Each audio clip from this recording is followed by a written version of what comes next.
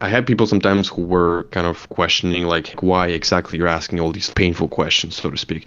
It just depends. It depends on, well, part of it's like what you're selling, how aware the audience is. Oftentimes, man, you don't need to give a ton of justifiables. They're like, oh, I'm totally bought in. And it's like just enough to get them to fall into the frame. And then once they start talking, then it becomes more and more abnormal to break out of the frame. Just from human beings' perspective, the longer something's been going on, the more unlikely you are to break it. We're social beings. We don't want to do abnormal. We don't want to stick out. I would say if you get people back on track, I wouldn't be too much in your head. Here's what can happen. I've said this 1,000 times, and now that I've said it 1,000 times, I don't know how convincing it is. You can convince yourself of that of anything. If you say something and you really focus on it for a long enough period of time. Have you ever seen How I Met Your Mother?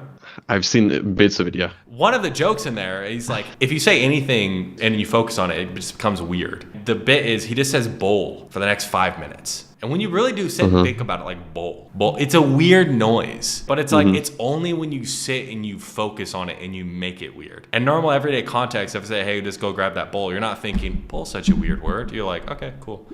Right? So just don't overanalyze it.